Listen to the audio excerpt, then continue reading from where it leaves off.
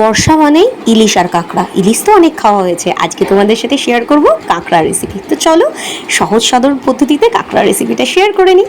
তো কড়াই দিয়ে দিচ্ছি সর্ষের তেল, তার মধ্যে দিয়ে দিয়েছি তেজপাতা ফোড়ন, আর এই যে ডুমো ডুমো করে কেটে রাখা একটু আলু, এটাকে আমি ভালো করে ভেজে নিচ্ছি। লাল লাল করে ভেজে রেখে আলুটা তো তুলে নেব। আর ওই সর্ষের তেলটার মধ্যে আমি ঝিরিঝিরি করে কেটে রাখা পেঁয়াজ ভেজে নেব। যতক্ষণ না পেঁয়াজটা বেরেস্তার মতো হচ্ছে ততক্ষণ কিন্তু ভাজবো।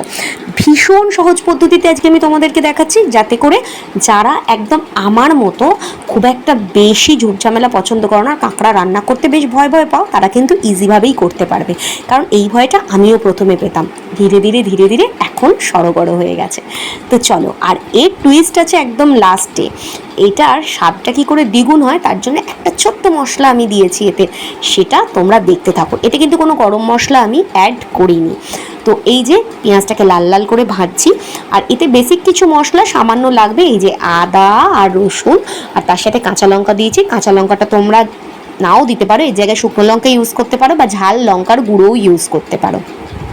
তার সাথে টমেটোও বাটা দিয়েছি কিন্তু, ঠিক আছে।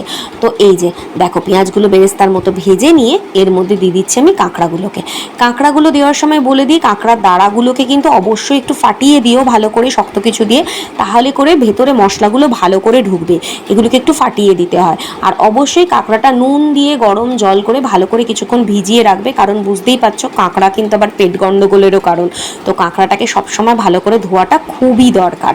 আর এইটাকে ভালো করে কাঁকড়াটাকে একটু ভেজে নেওয়ার পর, মানে ভালো করে নুনটা মশলাটা একটু ভেতরে ঢুকে যাওয়ার পর, তো পেঁয়াজের সেন্টটা এর মধ্যে দিয়ে দেবো আমি নুনটা দিয়ে কাঁকড়াটাকে আবার কিছুক্ষণ আমি ভালো করে ভাজবো।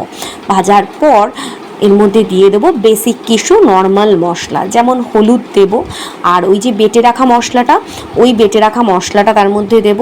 তার সাথে দেব ঝাল লঙ্কার গুঁড়ো, তার মধ্যে দেব ধনে গুঁড়ো, জিরে গুঁড়ো, আর টক দই। টক দইটা দেওয়ার সময় অবশ্যই গ্যাসের ফ্লেমটা কমিয়ে দিও, কারণ না হলে দইটা কিন্তু ফেটে যাবে। আর আমি প্রত্যেকটা মাপই ঠিকঠাক তোমাদের বলছি না, তোমরা প্রয়োজন মতো দিও, কারণ আমি সব কিছুই প্যাকেট থেকে ঢেলে ঢেলে ইউজ করি, কারণ ওটা আমার মাপ হয়ে গেছে রান্না করতে করতে। তো এবার যে মেইন পার্টটা আসছে সেটা হচ্ছে কাঁকড়াটাকে কষা। কাঁকড়া থেকে এমনিতেই কিছুটা জল ছাড়ে, তো সেই জলে ভালো করে কাঁকড়াটাকে কষতে হবে।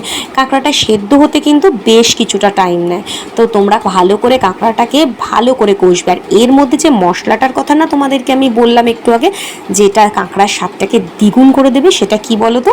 সেটা হচ্ছে চিকেন তন্দুরি মশলা, যেটা তোমরা অবশ্যই করে দেবে। আর চিকেন তন্দুরি মশলাটা আমার কাছে তো কেনাই আছে, তোমাদের প্রত্যেকের ঘরেই এখন কিন্তু অ্যাভেলেবেল থাকে মশলাটা। যাদের নেই, যেদিন কাঁকড়া রান্না করবে এটা কিন্তু অবশ্যই কিনে এনো। এই মশলাটা দিলে না কাঁকড়ার স্বাদ দ্বিগুণ হয়ে যায়, বিশ্বাস করো।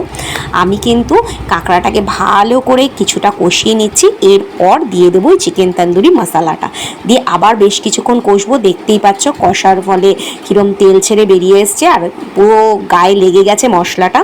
এবার আমি এর মধ্যে বেশ অনেকটা জল দেবো, কারণ কাঁকড়াটাকে সেদ্ধ হতে তো হবে, ওই জন্য একটু বেশি জল দিয়ে সেদ্ধ করব। তো ভেজে রাখা আলুগুলো আমি এর মধ্যে দিয়ে দেবো, দিয়ে কিছুটা ভালো করে নাড়িয়ে নেব, যাতে আলুগুলোর গায়েও মশলাটা মেখে যায়। আর ওই জলটা দিয়ে বেশ কিছুক্ষণের জন্য এটা হতে দেবো। আর একদম শুকনো শুকনো যখন হয়ে যাবে, কষা কষা, তখন এটাকে নামিয়ে নেবো। এটা কিন্তু রুটি বলো, পরোটা বলো, ভাত বলো, সব কিছুর সাথেই খেতে ভালো লাগে। তো দেখো ফাইনালি কিন্তু একদম রেডি হয়ে গেছে কাঁকড়া কষা। গরম গরম ভাত, রুটি, পরোটা সব কিছুর সাথেই তোমরা জমিয়ে খাও। আর অবশ্যই জানিও রেসিপিটা কেমন লাগলো, ভালো লাগলে লাইক কমেন্ট শেয়ার করো।